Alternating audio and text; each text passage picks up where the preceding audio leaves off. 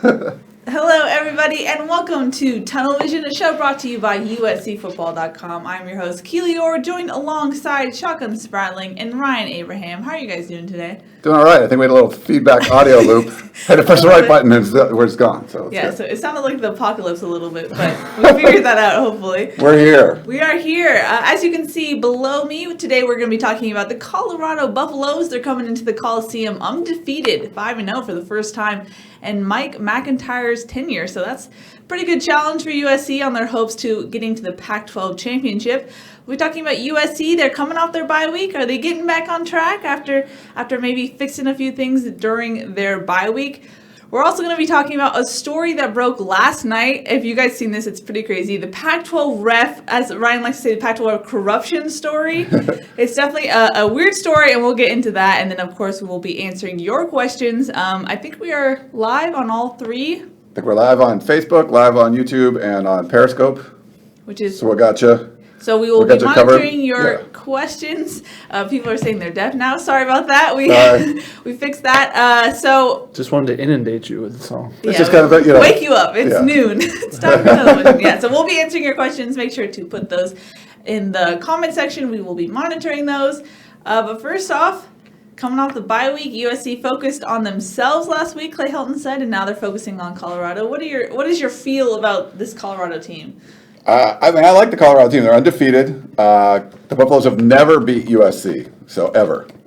Like ever. Never. Like they've never done that. Now Colorado is ranked, and USC is not. Colorado's opponents not so good. They're 6-21 combined record. So this is really the first big test. I thought last week Colorado played pretty well against Arizona State, and they got a 7-point win there, 28-21. Look at this Colorado team. It's very different, Shotgun, than what we saw last year. If you remember 2 years ago, even though USC beat them, Colorado won the Pac-12 South, and they represented the Pac-12 South. Mike McIntyre, the Colorado head coach, this is the sixth year coaching the Colorado Buffaloes. 4 times he's finished last in the division, and 1 time he's won it. So this looks like more like a year he could win it. They got to play USC on the road, and they got to play Washington on the road, so that's going to do a lot. We'll see what they can do. But they have a 3-headed monster on offense that's really been impressive. Steven Montez, you've seen him around the last couple of years. I think he's grown into more of a leader. He's one of the most efficient quarterbacks in the country. And then Laviska Shenault, we were talking about him early on in this season. We didn't even know how to pronounce his name. Come on, he's a sophomore. Alabama offered this kid out of high school, so he's legit. I mean, he can run. He lines up in the Wildcat. He's a great wide receiver. And then Trayvon McMillan, I like him a lot, the running back, he's just a guy that doesn't like to go down after contact. Watch any of his games. As soon as he gets hit, he's still rolling forward.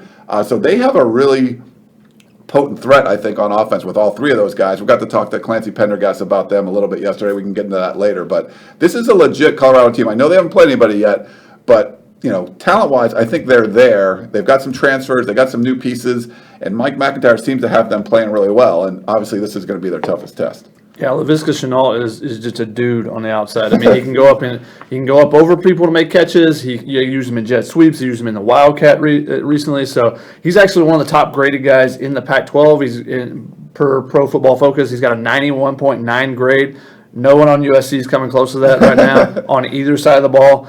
So he's a guy that they have to contain. They've done some different things this week. They used some different guys to try to simulate him. We saw Reno Grimes, putting on a hat on top of his helmet. I don't even know what you call those things. Like a little beanie thing. Yeah, instead of a penny, he was wearing something over his helmet to focus on, hey, this is going to be a guy that they're going to try to get the ball to. Pai Young was playing him some. So, different guys to try to showcase his different skill sets because he has all those things in one. He's super athletic. He can also go up and get the ball.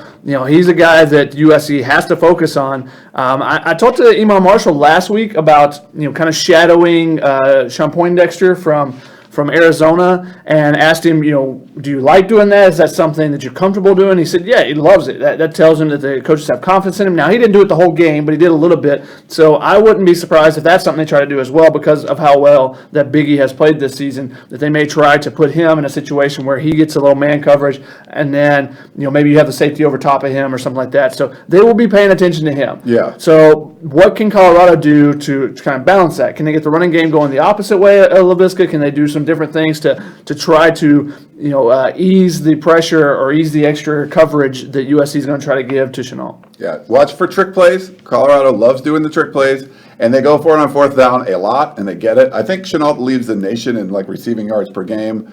McMillan's got, out of 5 games, he's got a 100-yard game in 4 of them. So this is a potent Colorado offense, Keely. We'll see what the USC defense can do. Yeah, but how much are you taking the record so far? How are you evaluating it? Because the teams that they've played so far aren't the best. This feels like Colorado's first real test. So how much are you taking Colorado's record and talent seriously? Yeah, I mean, it is a real test. But they're 4-1 against the spread. The only spread they didn't cover was I think it was New Hampshire. There was like a 37-point spread. They won by 31. USC is 1-4 against the spread and would be 0-5 except for a missed extra point. So they're looking the way they should look against those teams, similar to what we saw with Washington State. You thought they were a pretty good team. They looked good against the inferior opponents they played before they played USC, and they looked pretty good against USC too. But I think this is a real Colorado team. It's just one of those years where things seem to come together. They got a really good linebacking core. I think the defensive line is playing better. They're one of the most efficient as far as pass defenses in the Pac-12, but they haven't played the kind of athletes like USC's yet. So we'll see. I mean, that's the kind of question, but from what I've seen, even against the inferior opponents, I think they played pretty well. And they played Nebraska on the road when you didn't know that Nebraska kind of sucked, and they were all excited for that game. And so that was a big win, even though Nebraska hasn't won a game yet. So my gut is that they're for real. But, if USC comes out and out talents them and beats them by 17, I don't think I'd be shocked. I mean, USC is the favorite in this game. Yes. Unranked. Yeah. Yeah, of course, because that's what USC, they have all the talent, playing at home, coming off a bye week. A lot of things you say, this is an opportunity for USC to break out. But when you're watching practice and stuff, you don't feel like there's something different happening. No. So Yeah. There's a lot of question marks with this USC team still. They did try to get healthier in the off week, but it seemed like they had more guys out yesterday than they had. They're quietly very banged up on defense. You have Brandon Keely, who lost a toenail and had his foot stepped on, and he was hobbling around pretty badly at the end of practice yesterday. You have Jay Tufele, who was in a car accident over the weekend, the bye weekend, and he looks like he's in concussion protocol. He was running on the sideline. Doesn't look like he has any. They didn't look at any physical things you could see was wrong with him yesterday. And Helton had mentioned he's in protocol, which kind of feels like concussion protocol. Then you have Cam Smith. He dressed out, warmed up with the team, but then he didn't even go into any team periods. He left early with ice on his right hamstring, and that's been bothering him all season, but it seems like maybe he tweaked it a little bit. So what does the Mike depth look like? Because Levi Jones, who did fill in for he did fill in for John Houston at Will, but Levi Jones has been out with sickness, so he's not ready to go. Helton did seem pretty confident in Palai'i Naoto'ote. These names, it's crazy. That's a lot of good ones. Levi Jones is really difficult. Hey, okay, good. And then Toa Lovendon, he was out on Wednesday with back spasms. And Toa Lovendon has been struggling with his snapping. Right. So do you put him in there on Saturday after he's had a couple days off? So many questions around this team, and they're banged up. They are. And Brett Nealon looked really good yesterday. I know Dan Weber talked about, hey, JT Daniels can just get the ball and see the field. So he was, he didn't say it, but he seemed like he was advocating that, especially if he's not going to practice, that maybe you start Brett Nealon again. We'll see. And I don't know. I mean, this is a team. We watched practice yesterday, Shotgun. I was there. It just looked like they were kind of goofing around. It just didn't seem as serious like the week before. And I know Dan Weber talked to you about this, Keely, in instant analysis. He felt like that first week they were getting prepared and working on themselves. This past week, that was the bye week. This week, they're preparing for their opponent. And I know Dan wasn't all that impressed with what he saw. I didn't really see anything that super impressed me yesterday. I don't know what you saw Tuesday. What was it like? Yeah, I thought Tuesday was an okay practice. I didn't think there was anything, they had some energy in that practice and they were going pretty hard. I mean, Keely talked about the linebacker depth, though. I mean, she didn't even bring up Porter Gustin being out, who's been probably the most crucial player on their defense because you've seen how their defense has played without him in the game. But you look at the middle linebacker, and she mentioned some of the names, but also Raymond Scott's a guy that's got a banged up hand. He's got a broken finger. He's got a club on his hand. I don't think he practiced yesterday. So, I mean, even if you're going deeper into the depth chart, you're losing. You got guys out. So it really is Palai'i Naoto'ote and John Houston is were really the only two guys there yesterday in the middle linebacker spot, unless you want to bring in some walk-ons. So, we talked. Iosefa. That's what Clay Helton mentioned, Jordan Iosefa as a possibility, but then you're moving more guys around. It's not Yeah, good. and then you're having to deal with the potential of the read option on the edge, and you're using guys where you like Iosefa in that. He's a veteran, a guy that could read that a little bit better than some of the other guys. So there's going to be a lot of moving parts on the defense if people are still out on Saturday. I mean, this is a banged up unit, and then on the offensive side, Stephen Carr was out yesterday. So Sickness. they continue to have sickness ailing this team. I don't know. That seems like something like the nutritionist or somebody needs to be giving some vitamin D shots out or something. If you're going to have a sickness every single week, like it's getting old. It's really old now. Like you start to wonder, like, okay, it's not really sickness. There has to be something else. Like that has to be the punishment or something. Because how can there be someone sick every single week of the season, and sometimes 2 or 3, and during the bye week it's like, oh, there's 5 or 6 guys that are sick this week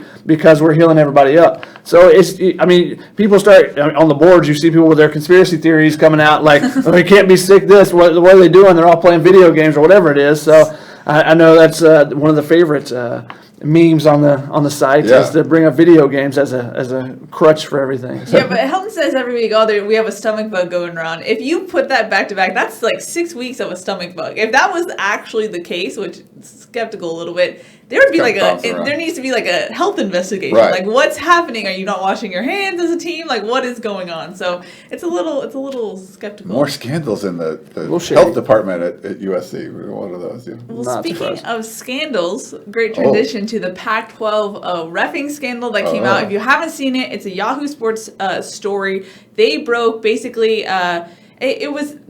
How did they get this information? They basically had a ref give them the reffing sheet, which showed that an untrained third party weighed in in the USC Washington State game. It was a potential targeting call, and the third party overruled it as not targeting. Which is pretty crazy. Ryan, you called this the corruption scandal. What's your take on this? One of the comments on Periscope was, please start with the Pac-12 story. So we didn't start with that, but this is where we're going to go. But yeah, it's crazy. So Pete Thamel, known him for years. He's been at different newspapers, but he's with Yahoo Sports now. Breaks this. So basically, there's an internal communication in the Pac-12 that he got a hold of, and written down, it says the officials this is for the end of the third quarter, where JT Daniels took a knee and then was hit by one of the Washington State linebackers. Pretty clear targeting. I'm not sure if there was intent. It looked like he might have tried, but he took a few steps, helmet-to-helmet contact with JT Daniels. You don't need intent for targeting, but there was forcible contact, which it met the criteria. On the field, the flag said personal foul, roughing the passer, but they were reviewing for targeting. So in the stadium, the review, they felt it was enough for targeting. Then it goes to the command center, which I think it's up in the Bay Area or something, right? So. The command center also felt that it was targeting. So in the notes, the officials' notes, they wrote all that down, saying they wanted to overturn, but they got a phone call from a third party, and it said that third party in these notes from the official that they got overruled. That the call they got in from a VP of affairs or whatever at the Pac-12, it's Woody Dixon, who oversees football. Basically, he's who's the official? Coleman? Yeah, Coleman. So he's Coleman's boss, the head of officiating for Pac-12. So he oversees all of football. He called and said it's not targeting, and crazy. So that's what and Pete Thamel broke who the third party was, and then we heard from Larry Scott this morning. Today just happened to be Pac-12 Media Day for men's basketball, and that's obviously all anyone wanted to talk about Larry Scott. So if you heard his comments, and we posted up on the board. So he was saying that what Willie Dixon was doing was being involved in the process, but not overriding anything. So it was completely different than what this actual sheet said from the Pac-12 that Pete Thamel and Yahoo Sports got a hold of. So he's saying they're now changing their policy. He won't be involved in those things anymore. But yeah, it's complete.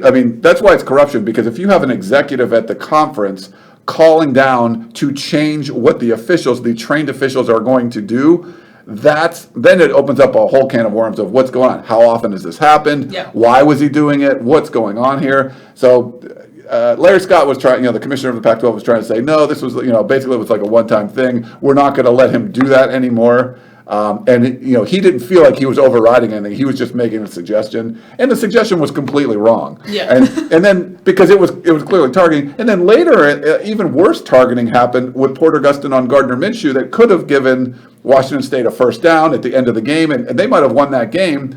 They didn't even review that one, so that wasn't even reviewed. So did they say, you know what, we had the vice president come in and override the other targeting call, so we're not going to even review this one? I mean, who knows what's going on? It opens up, and every bad call now, you're going to say, oh, did someone from the commissioner's office call and try to overturn that? So it's really the credibility of the officiating of the conference is all on the line, and I don't think Larry Scott did a good job of addressing it. No. Yeah, and he basically that was kind of a long rant. When he talked about the Porter Gustin hit, he was asked about it previously, and he said, "Oh no, that's not targeting." It's like, what? Like, that's like the definition of targeting. Hit him from behind. He launched his body. Like, everything there was perfect for targeting. They didn't even review it. So it does open up. He shouldn't have commented on it, and then he said, "Well, my comments were like that's not really what I said." Yeah. What? What are you talking about, dude? What are you talking about? And people want transparency, and he said on the conference call today that when, if like Clay Helton say, if he has a problem with a call, they're completely transparent with him. They discuss it all, and it's all taken care of on Mondays. But it can't be public. We're not allowed to hear. You're not the media. We can't even address any of it. The coaches aren't allowed to talk about it. Like, how transparent is that you can't say anything? If this is a horrible call, you can come out and say, you know what, we screwed that up. This is a horrible call.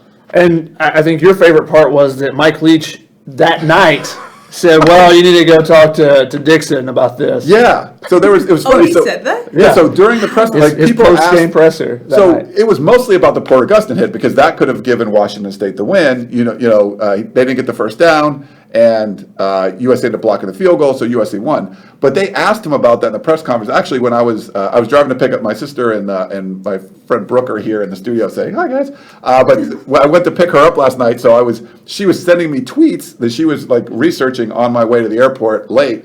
And she found a couple of them from Mike Leach. Well, it was reporters covering Mike Leach, and he said, "Go talk to Willie Dixon about that." So that was the night of the game. So somehow he knew that Willie Dixon, well, I guess he oversees football, but did he know he was involved somehow? Like, that's crazy Mike Leach stuff, that he knows exactly what's going on. Like, hey, we got screwed, and it was somehow Willie Dixon was involved. So it's insane. And the question is, how did they get this story, the sourcing? Because if the officiating, if the refs are angry about this, maybe it's been happening a lot, and they're sick of getting the blame. And maybe they're like, "Hey, we need to get some shed some light on this." I like this conspiracy theory. Well, it could be, but also like that comes out, like even putting that into the report could be justification to get you fired. Right. As he an wrote that official. down. This is like something Which tells you that someone's fed up. Like, Yeah. we had this third party came in and said, "No, you got to change it." And then Larry Scott, upon reflection, I do believe that it was a mistake here. It's like, what are you talking about?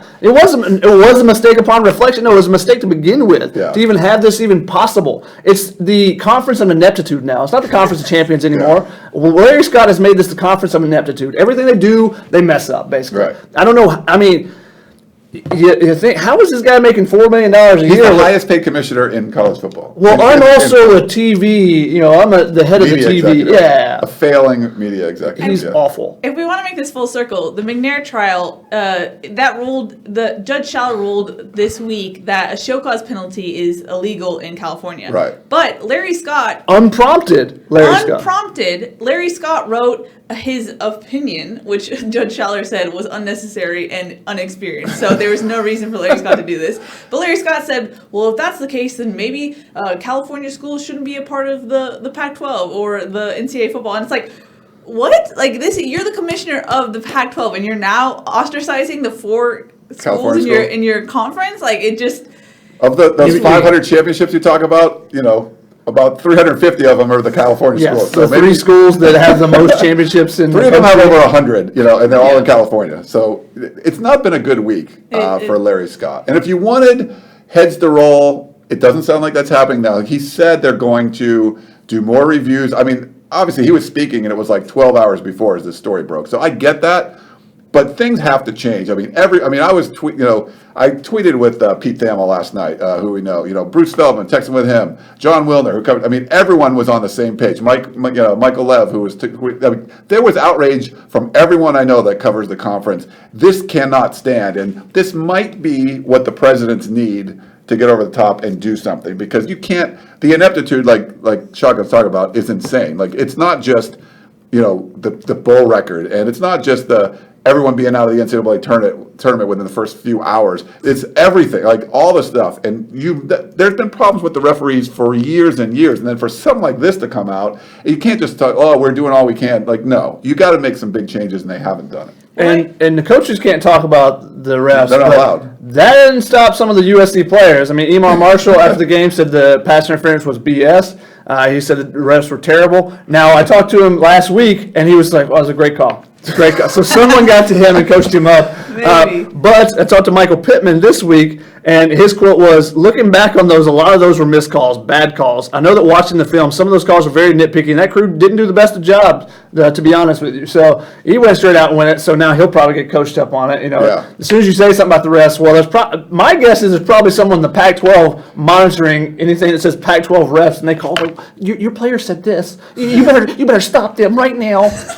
Like, I'm sure that's what my feeling is that happens. So USC gets that happen where there's two crazy targeting calls.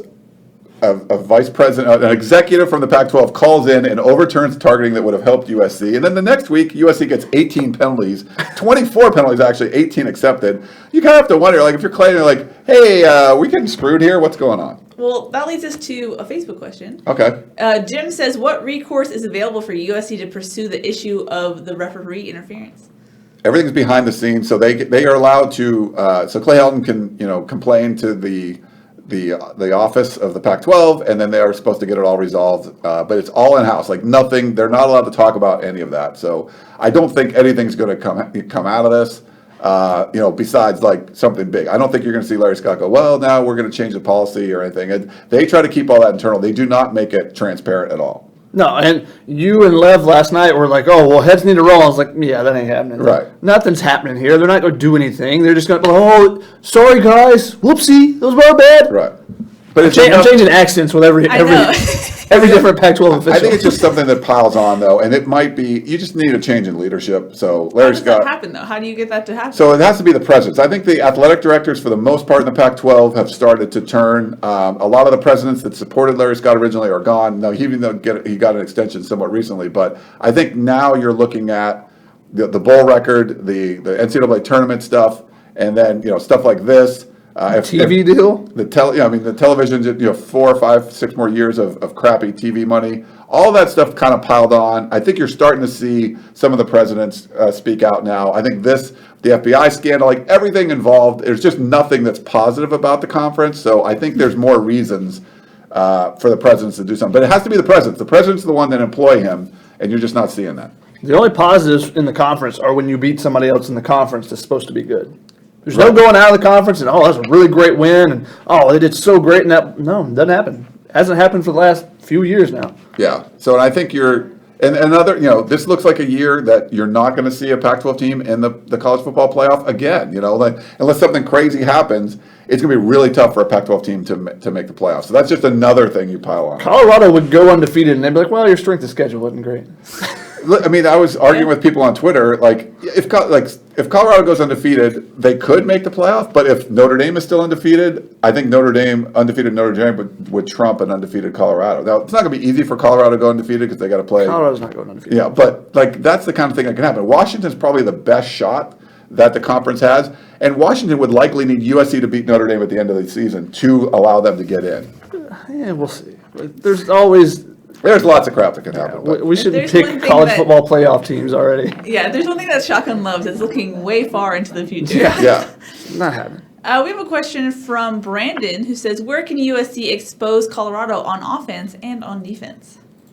I think they're pretty balanced on offense. So it's really going to be about, I asked Clancy Pendergast last night about, they get a lot of yards after contact. You see Laviska Shenault, when he gets the ball, he just trucks people. McMillan does the same thing. And he said it's all about taking angles and trying to, wrap these guys up. And I think that's going to be really important for USC. Especially if you got a bunch of guys injured, they could break some big plays against USC. So I don't know. There's not like a great weakness on the Colorado offense, at least from what I've seen. On the defense, I think the secondary's played pretty well, but they just haven't seen the kind of athletes. So my guess is USC is probably going to go with deeper throws and stuff and try to take advantage of, get some big plays downfield. You saw them do it against Washington State. It worked pretty well. They got a crap load of pass interference penalties in that game. I think that might be something similar for this one. I don't know what you think. Yeah, their safeties are not great. I mean, they're some of the lowest rated guys on their team. Their linebacking core is really good. Yes. Nate Landman at the top of it, he's rated at an 89.1. I mean, Cameron Smith is at 84.8, so that tells you how good he is. Landman's great. He's really good. So they've got some really good linebackers. I think that you have to, I don't know if their pass rush is great, so they're going to bring some extra pressure probably, try to get to JT Daniels. So you got to attack those safeties. So that puts emphasis on using Amon-Ra in the slot. If you have a tight end throw over the middle, that might be a good thing to put into the game plan this week. A little Josh Follow action, maybe? Josh Follow, Tyler Petit. Tyler Petit is his best games have always come against the mountain teams. 2 touchdowns against Colorado, 2 touchdowns against Utah, so he likes playing the mountain teams. I like that. There's a little trivia for you. That is some trivia. We have a question from Chap who says, will Toa play center on Saturday? Well, he didn't practice yesterday. I would assume so, though. But I think he will. Yeah. What was it? Keely, what did they say? What was his thing? He had back spasms. Back spasm, yeah. I mean, we've seen, what was the other? I think it was Washington State week where a bunch of the guys didn't practice and they end up playing. I mean, it already happened this season. I think against Stanford, he didn't practice Wednesday. Was it the Stanford week? Okay, yeah. I think so. Then he played against Stanford. Yeah, there was a couple offensive linemen, I think, that week that didn't practice, and then they end up, maybe they shouldn't have. But, in that kind of thing, if he's not practicing late in the week, and you feel confident in Brett Nealon, I mean, I don't see an issue with doing that. But I think Clay Helton's pretty adamant about, because he was getting questioned about the bad snaps and everything. So I don't think, my gut is, even if it's close, he starts him because he doesn't want people to think that he's getting benched because of performance. They trust him, and he's been really good besides the snaps. And he was instrumental in a couple of those long runs, getting out, pulling in situations. So if he's healthy enough, he'll be in the lineup. Yeah. How about a YouTube question, Shaka? Michael Lee asks, has there been any difference in intensity and or physicality at practice this week? No. Well, it hasn't gone up, right? If anything, it's gone down. Yeah. I feel fine on Tuesday. They weren't even. Yesterday just seemed like goof around day. Basically, I didn't necessarily get a goof around vibe. What makes you think that, Ryan? I mean, we don't want to talk about, but there was just like throwing the ball all over the place. It seemed like, Willie, didn't seem like it was this button down. There was a lot of scout team stuff. There was a lot of special team stuff. So it just didn't seem like this was like nose to the grindstone sort of a practice to me. So, sorry, this is a question Dan and I were talking about prior to incident. We kind of talked about it a little bit, but USC during some periods of practice have a script that they do offensively. And if a scout team guy blows up the play, or if JT Daniels is likely to be sacked, they obviously don't sack JT. So JT's able to get the ball off. It looks like a successful play from the looks of it, even though in a real game that would have been a sack or something like that. But USC doesn't try and get the play right, doesn't try and get blocking corrected on that play. They just continue with their script. Is that the right thing to do? Because in a game, when you get to a game, that doesn't happen. Now you're behind the line of scrimmage. You're behind what you plan to do, and mentally you're not ready for that if you don't have experience in practice. What is your feel about their whole let's just continue and not correct certain mistakes? Yeah, I mean, I think that's like we saw that with Sam Darnold, right, where they would end a play, but in real life he wouldn't end the play. But then this is a little different, where this is a play that would be ended and it kind of continues on. I feel like there's sometimes that they're not fixing what needs to be fixed on the practice field, like they're trying to do some of that stuff in the meeting rooms. And I feel like sometimes they're doing stuff on the practice fields that they could be doing more in the meeting room. So I feel like they could balance that out a little bit better. But yeah, a situation like that, I think there's teachable moments, but you're going through your procedures, they're going through their script. And I think sometimes you need to change that. You need to change the script. Like if you can't just always go through, hey, here's the plan. Like they had a plan in August of what they're going to practice and all this kind of stuff. And I don't think they change it at all. If situations change, I think there's something that you need to do. Like, if I want to go out and play badminton today, and that's my plan, I'm like, I'm going to go out and play, and there's a hurricane. Like, no, I shouldn't go out and play badminton because there's a freaking hurricane. But it might be fun, though. It could be fun. But I think in this situation, poppycock flying all over the place. Like, if you're seeing, like, hey, there's too much pressure on JT Daniels. Well, this was what the script was. We're going to change that. We're going to do more max protect, whatever we're going to do, and try to fix that. I just don't feel like they adjust to that stuff on the fly. And T. Martin actually said it was really good to be able to self-scout with a new quarterback, and it's just kind of seeing what we are, or at least what's on tape. Teams can't prepare for what they don't see. It was good to see some things that has been called that's on tape that teams are prepared for. There's some things that we practiced that hadn't been called yet. That's still some good stuff. So they got some other stuff they're going to use. But there's somewhere else in here where he basically was like, it just feels like every time you go out, teams put something else out there that we're not prepared for on film. And he was just like kind of exasperated by it. And it's like, well, obviously that's what they're going to do. But I don't know if it's kind of normal for you to see 75% new stuff and they're getting 95%, or just to see 25% new stuff and they're getting 75% or whatever it is. But he was kind of like, and he brought this up on Trojans Live later in the day on Tuesday when he went on there. It's basically like, yeah, we just keep teams keep throwing new stuff at us that we're not prepared for, so we have to make adjustments on the fly. And he was kind of exasperated by it, while I think it was Porter Gustin right after the game. He was like, yeah, they did a lot of, after the Arizona game, a lot of different stuff they weren't prepared for, a lot of different formations, and we just had to make the adjustment on the fly. And he was really calm about it and not exasperated. So I think that kind of shows you the difference on the sides, the offense versus defense. It's like T. Martin was kind of, geez, we keep throwing different stuff at us, where the defense is like, okay, we got to make that adjustment, and we did in that game. So I think that kind of tells you the experience level of Clancy Pendergast versus T. Martin, because T. Martin is your second-year head offense coordinator, whereas Clancy Pendergast has been a defense coordinator since Moses was in school. So, What's not that old. Moses go to? Probably not the University of Phoenix. Yeah. That's what Dan was kind of harping on, is that this is a team that shouldn't really be preparing for what Arizona does or what Colorado does. You should do what you do well and not worry about all that stuff. So don't go into a game being exasperated like, oh, they ran 3 wide receivers and what do we blah blah blah. Like, who cares? You're better. You have better players. You do what you do and let them adjust to you. And I think that's what Dan wants to see. He felt like they did that the bye week, but not so much this week. So that's kind of what Dan was harping on. Yeah, to an extent, that's what you want to do. You have better athletes that you should, like, all right, our better athletes are going to take care of it, but you do need to know what the other team's doing. I mean, yeah. But it's not just be like, no, we're going to line up and run whatever we want, and we're just going to overpower them, because when you run a zone running scheme, it's not about overpowering. It's about getting to a place and getting that block and letting the guy pick his hole and go. So you have to do all that scouting more than if it was just a straight power run where, okay, whoever's in front of you, just move them out of the way. We have a question. That's what the fans want. It's true. We have a question from Gerald, who says, if the 18 home win streak is broken this Saturday and we start 3-3 after the bye week, how should we look at this team? Probably not that favorably, I guess. This is an important month for USC, as far as, I know people are like, well, who cares about winning the Pac-12 South? Well, I mean, you got it. To win the Pac-12, you need to win the Pac-12 South. And you're talking about, playing Colorado as undefeated, going on the road and playing Utah, and Arizona State team they're kind of like a playoff NFL team. Like, they could beat you or you could lose to them almost it doesn't matter. It's Herm Edwards, they're going to be like 9-7, like if they're in the NFL and make the playoffs. So I think all three of those teams are winnable. I mean, the games are winnable and they're losable too.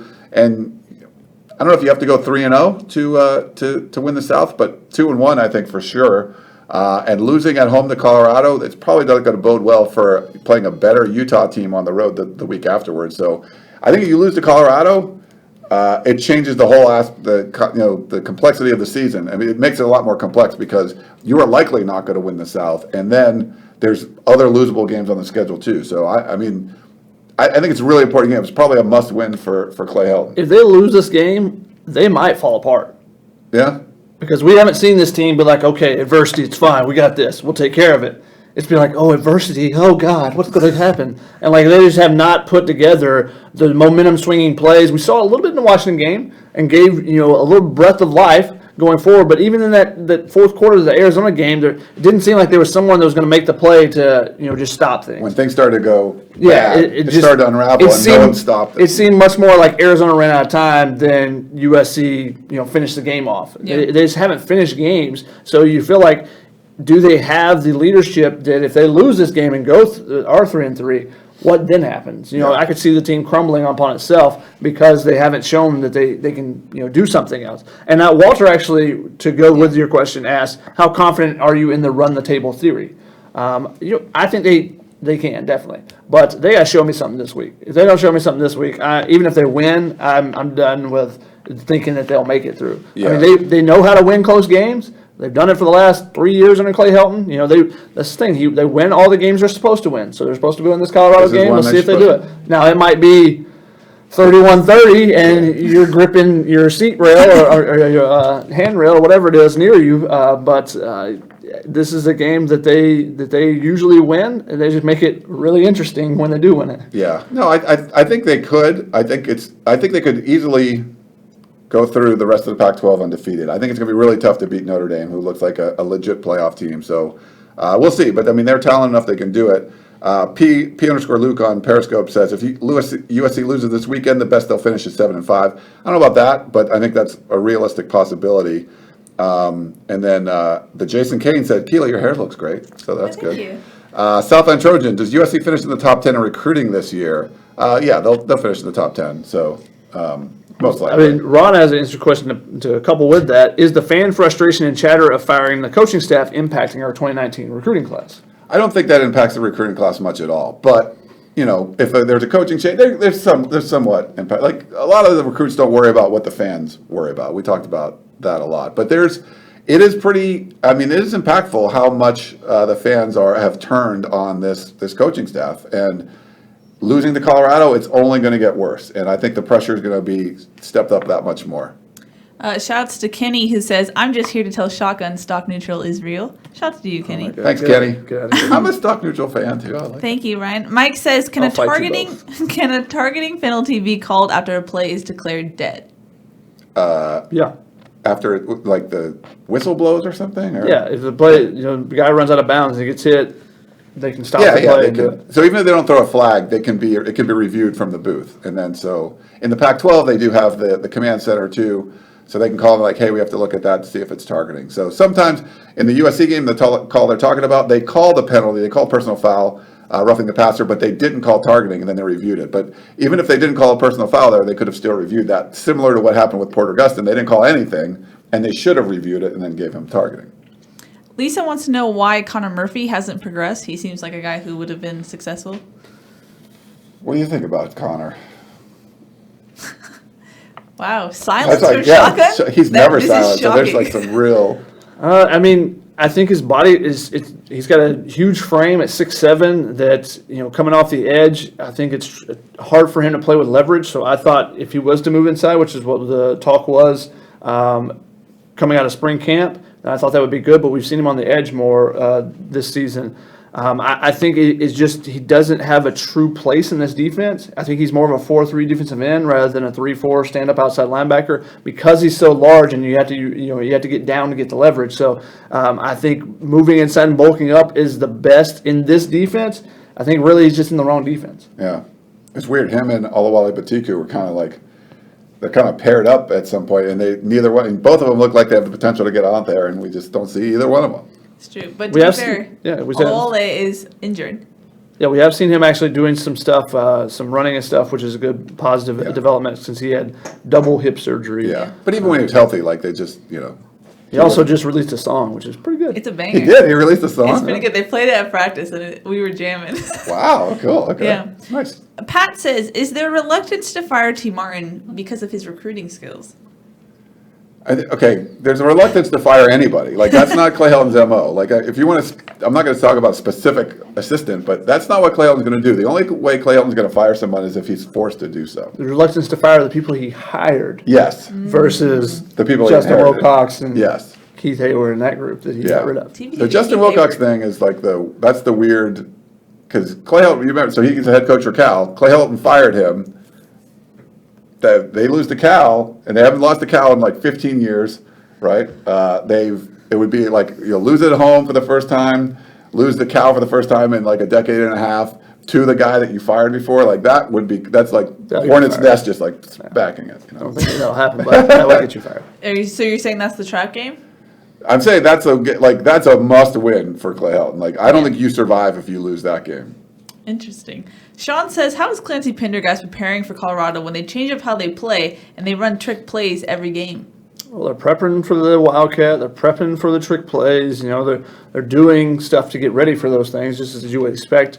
I think that Clancy does a really good job of adjusting his defense to the offense they're facing. You'll see different wrinkles every week. Whether it be the 3-3-5 that they used against Washington, if they need to go to dime defenses. I think you'll see some different coverages with Chenault maybe this week, or maybe they have a safety over top or something, which they don't do a lot of. They don't they like to have that man coverage and let guys go to work so that they can bring blitzers and stuff. And having Porter healthy is a big thing, because then you don't have to bring as many blitzes if Porter's healthy, because he gets the quarterback on his own more often than his backups who are young guys. So I think that it's going to be interesting to see how he uses the pieces that are healthy, and if everyone is playing or not. If everyone's not healthy, then that can change the game plan. Yeah, and it's tough. Steven Montez is a different quarterback. He's much more efficient. He can take off and run if he has to. So if you're not lane integrity, he'll take off and run and pick up a first down. And this is not a team that turns the ball over a lot. I think they have 4 turnovers in 5 games total, and USC only has forced 3 turnovers in 5 games. So obviously USC is going to force like 5 so that turnovers. basically, they don't turn the ball over. USC doesn't force any turnovers, so there'll be like 5 turnovers. Everyone's due, right? Yeah, both sides are due. As far as trick plays, though, we asked Talanoa Hufanga about it, and he said Clancy's whole motto is that it's just eye candy. You got to be responsible for your luggage and don't get distracted. So having that discipline, luggage. I like the luggage theory. Ron says, question, what was the percentage of Sunshine Pumpers to Helton haters before the season? And what do you think the percentage is now? Okay, so if you don't know, the Sunshine Pumpers are basically everything's awesome, doesn't matter what's going on. And then the doom and gloomers or the haters are the people like, it's the worst coach ever, and everyone, they're going to go 0-12, and this is going to be the worst season ever. So those are the kind of the two sides. It was probably fairly close to even, maybe like 40% were on the Sunshine Pumper side heading into the season, and it turned quickly. It is maybe 90-10 now. So the people, when USC started 1-2, and it wasn't just that it was 1-2, that they looked like crap in the 1-2, scoring 3 points against Stanford, who Stanford gave up 109 points over the last 3 games. USC scored 3 on them. So that's pretty high. And then obviously 14-3 lead at Texas and getting blown out. So I think a lot of the Sunshine Pumpers are now they're looking at it like they like Clay Helton as a person, but they don't feel like he's the kind of guy that could get you to the playoffs. So I think that he's fighting a lot in this. And, there's a lot of football left. He can win all the games and make a run at the playoff against. I know it'd be really hard to do that with 2 losses, but, win the Pac-12 again and get a good bowl. There's a lot that could be done. But I think a lot of the fans that were on his side are looking at it saying, I don't think he's the guy to do it. Any thoughts, Shotgun? Is that fair? I think that until he proves otherwise, he's a coach that will beat the teams they're supposed to beat, and every once in a while play up to the competition of teams that are better than them. But, so that means they'll beat Colorado. The Utah game will be a toss-up, and then, they'll win the rest of the games, and maybe they'll play good against Notre Dame. Yeah. Chris says, even if they win out in the Pac-12, is that really impressive? The Pac-12 is terrible. That's the thing. The Pac-12 is hot garbage, right? So it's like Pac-12 South is. The South, yeah. I think the North, there's legit teams. I think Oregon. We'll see Oregon, Washington this weekend. You want to watch that for sure. But the Pac-12 South's not that good. Bruce Feldman said it might be the worst division in the playoff era of any of the Power 5 conferences. So it's not that good. Now we'll see. I mean, Colorado might be a legit team. We'll find out this weekend. But if the Colorado is a legit team and that's good for the Pac-12 South, that's probably not good for USC because they beat USC. So, yes, I think you got to talk about being is it a playoff caliber sort of team? The roster looks like it is. I mean, when you look at I wrote that piece and we talked about it on Sunday, I think it was on our live show. I mean, the talent composite, USC is number 4 in the country as far as on the roster, 4- and 5-star guys, all from the recruiting classes. Who's on the roster? Not just the recruiting classes added up because people leave. USC is number 4 in the country as far as talent goes. The top 3 teams are Alabama, Georgia, and Ohio State, and all of those 3 teams seem to be pretty good. They're in the top 3 of the AP poll, so that correlates. The one outlier is USC is number 4. They are not ranked in the AP poll or receiving votes. So the talent is there. They should be a playoff caliber team, and I think that's what the big issue is. They don't look anywhere close to that. So I think that's what people have a problem with.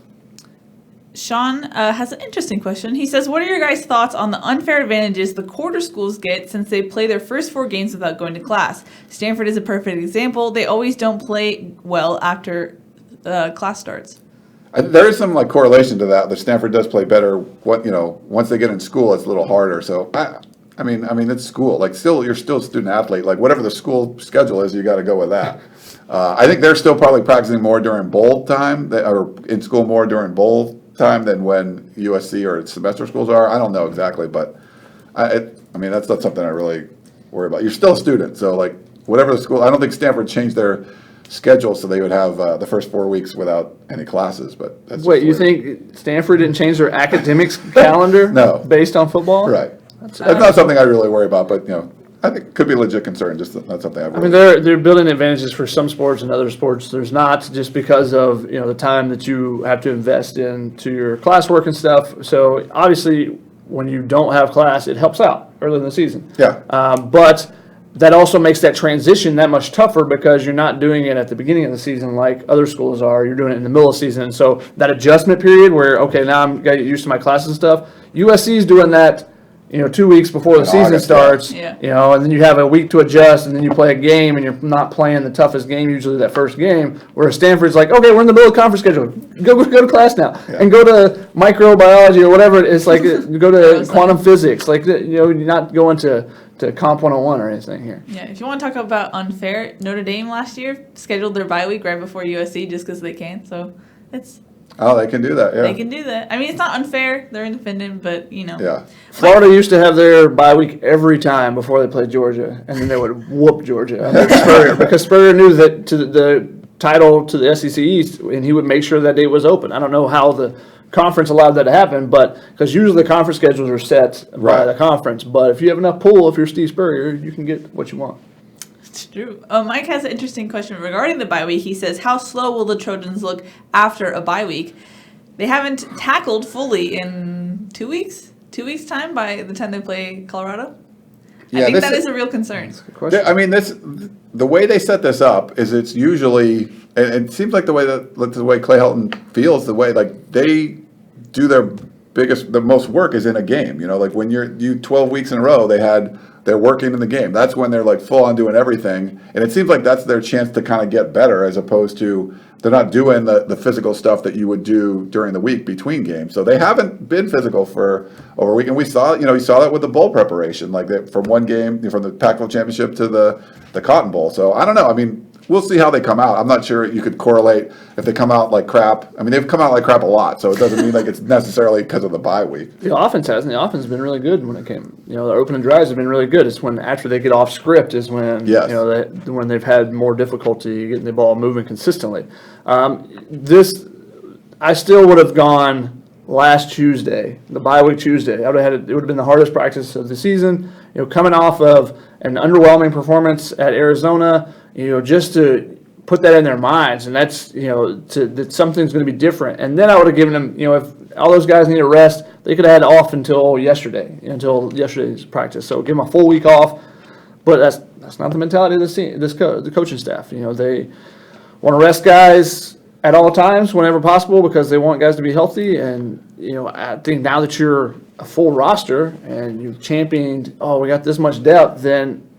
If you lose a guy in practice, one guy in the season or two guys in the season, if it's preparing your team that much better, then I think it's okay. Yeah. You have to kind of weigh rest versus get better. Do you feel like they're playing at a high level? If not, you got to use the week of practice to get better. And they're used the week of practice or the week off to rest up, and you're like, well, you could have actually worked on your game and try to improve. And I think that's something that you should feel out as the season progresses and okay, we were going to arrest everybody, but we're not playing well right now. So we need to do something. We need to change it up. We need to go hard.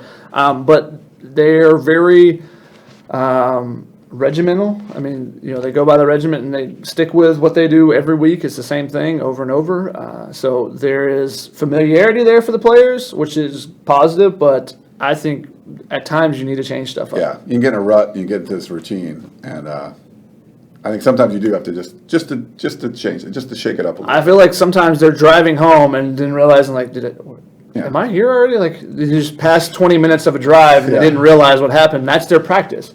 They go through the practice and it's like, wait, did we really just practice? Like, what happened in the beginning of practice? I don't even remember because it's the same thing over and over. How much do you correlate, when you guys mentioned it, USC goes off the script on offense, the wheels start to come off a little bit. How much do you correlate that with practice? I talked to T. Martin about it, and I was like, what happens after you go off script? Why can't that continue, that offensive success? And he said, we just have to play all 4 quarters, and we're not doing that right now. We need to execute. And I'm like, well, how do you fix that? And he's like, we fix it out here in practice. I'm like, what are you doing in practice? And he was like, oh, we go hard and stuff. Like, basically, coach speak, which didn't really tell me anything. But how do you fix that? How do you fix once you get off script? Is it doing things right in practice?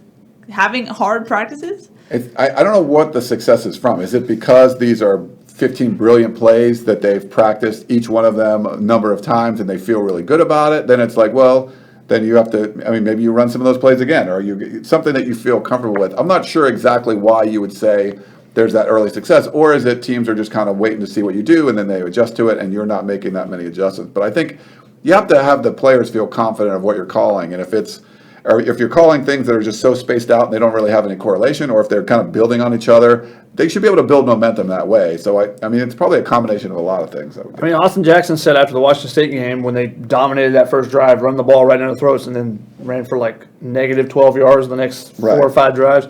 He said that, we know that the defense is going to be going to the sideline and drawing stuff up. We've got to be able to make the adjustments too, because as soon as the first drive is over, people in the booth are calling down like, okay, this is what they're doing. This is what's different from what we saw on tape, blah, blah, blah. And they're drawing up, how to make adjustments. And T. Martin talked about on Trojans Live is that, they're in the press box drawing up what defense is doing, because he feels like every week is something different than what they've shown on tape. So they're drawing up exactly what they're seeing and trying to figure out how to attack it. And he even said that he would prefer to be on the sidelines, because he said he's up in the booth. Everybody wants to be on the sideline. Well, he said he's up in the booth because he's too emotional. So he said he didn't want to be on the sideline, which is, people beg the question in my Twitter mentions, like, well, don't they need someone to be emotional on the sideline when, someone called it a morgue on the sideline. Yeah, it's a little. Ooh. And I think in those situations where you see, are you outthinking yourself? Like, are you making too many adjustments at that point? Like, you run down the field, what was it, 6 plays, 80 yards, touchdown.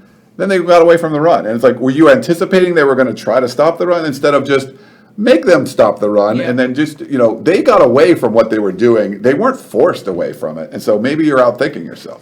Could be. Helton has said in the past that he's not afraid to run the same play over and over. Remember the UCLA game, Zach Banner's redshirt junior year, because they ran behind him like 8 times in a row on the final drive, and they just completely deflated that defense. It was Tack McKinley, and I can't remember who the other defensive end was, but they ran right at him, and like Tack McKinley was just getting run over by Zach Banner over and over and over, and it was the same play. They were just running power right to the right side, and Helton said, well, I saw I was working, we're just going to continue to run the same play, which in theory is good, but they like to double up plays, and teams will be like, okay, well, that's coming again, and because they'll go quick, and they run the same running play every time they go quick. Yeah. Like, so the quick part doesn't help them. Yeah. That never works. Like, it seems like they don't know when to pick their spots of when to run the same play over and over. As far as the sideline goes, I feel like the defense has a really uniting factor where the D-line has like a little bench area that they sit. Johnny Nanson's in the middle. Clancy Pendergast will come over and give his thoughts, stuff like that. They're very united and have a uniting coaching force. Whereas I feel like the offensive line, the skill position guys on the offense, they kind of roam a little bit. Yeah, the offensive line has their own thing, but Callaway's in and out. The skill guys are kind of just sitting where they are. There's no one really uniting them. Would it benefit them to have a team run on the sideline, have a uniting force so they're not just roaming around a little bit? Some kind of vocal leader. There's not really on the offensive side a player that's vocal. But as far as coaching goes, maybe coaching. Yeah, who's? We brought this up in the Family Feud podcast. I saw last week Neil Callaway's trying to bring his offensive line together, and he's like, all right, get over here. And he's like, Austin, get over here. And John Baxter's like, no, I got to talk to him about this punt thing. So he loses John Baxter. So he loses Austin Jackson to John Baxter. He's like, Chuma, get over here. Chuma's getting stretched out because of his hip. So he has 3 offensive linemen and neither one of his tackles. And he's like trying to bring everybody in to try to talk about what they're seeing on the field, and like those type things can be very discouraging. Yeah. Because you can't get the whole unit together to talk about exactly what everybody's seeing, because that's the thing you have to do. You go to the sideline. Okay, what did he do on this? Where is he attacking? Is he, you seeing a guy? Is he head up? Is he on your outside shoulder, inside? Are they slanting? What exactly is going on? Because you can see that up in the booth, but you can't necessarily see it on the field. So as the offensive line coach, you have to be able to get that feedback from your players, and he was struggling to get all 5 of his guys together. I mean, and in that case, you trump the special teams stuff. You're not talking about protection on a punt. Get over. You've done that 50 times. Get over here. We're working on trying to pound the ball down these guys' throats. So that's like, that should not happen. That's ridiculous. Why does Austin Jackson need to be on the punt? He does not. He plays way too many snaps already. That's just dumb. We had a Southland Trojan on Periscope says, how different were Pete Carroll practices than the practice you see today? Were they that different? Keely, what do you think? Do you remember? No. Well, when I was 2 years old. Yeah, that's also a thing. Like, you guys realize that was like 12 years ago. Yeah, that was a long time ago. They were very different though, and they were 8 years ago for his last practice. When you talk about making practices harder than the games, those actually were. And you could talk. We see Sean Cody out of practice. You can talk to him. You can talk to like Lawrence Jackson, all the guys that were around in those practices, and they'll tell you. I mean, there wasn't any downtime. There wasn't any recess. There wasn't as much special teams work. He kind of hated special teams. I mean, the Orange Bowl in 2003, they gave up a kickoff return to start the game, and then they still blew him out. But that was just kind of his. He won, I think, 2 years. He had Dennis Slutek, who's with UNLV now. We saw him after the UNLV game as their special teams coordinator. They're actually good for 2 years, but most of the time it was just kind of a hodgepodge of.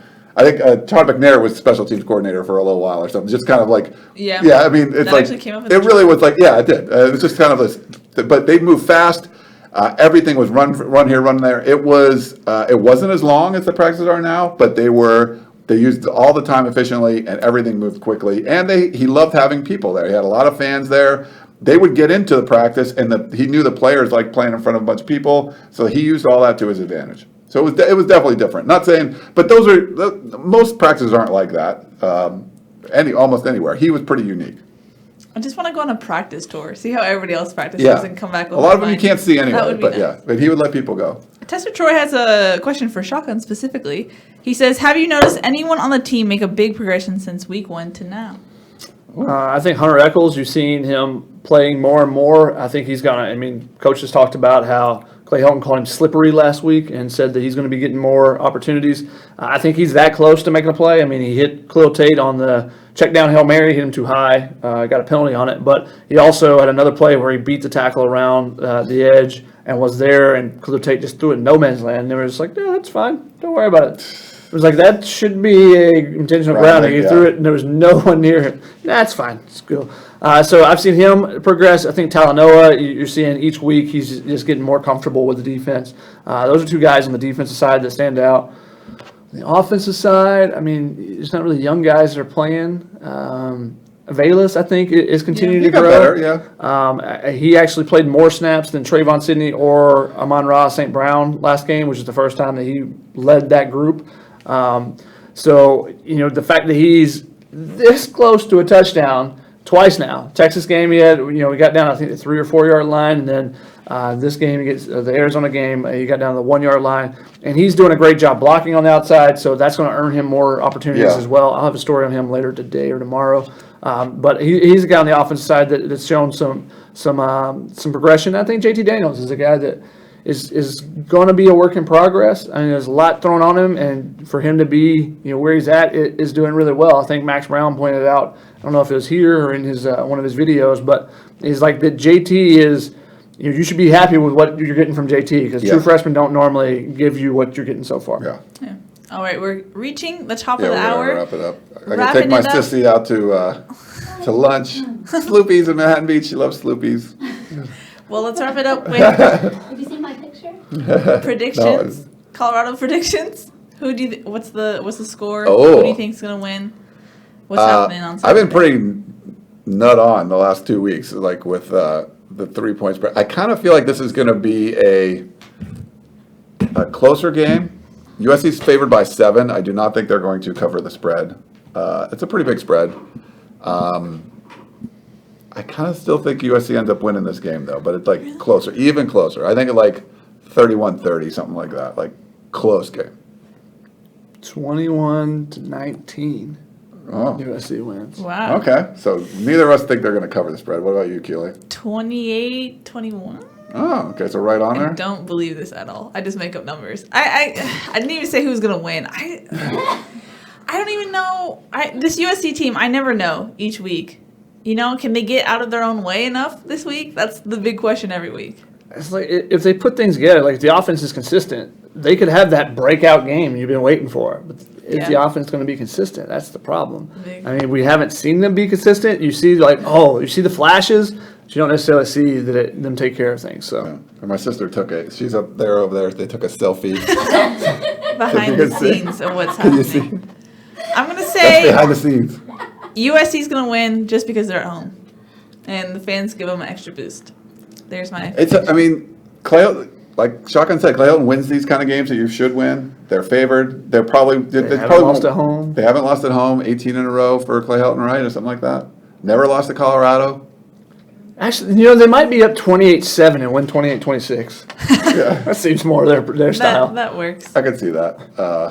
Alrighty. That's going to wrap it up for today's episode of Tunnel Vision. Of course, we will be back on Sunday to give a recap and our full analysis of what happened on Saturday. That's Shotgun Spratling. That's Ryan Abraham. I'm Keely Eure. We will see you on Sunday.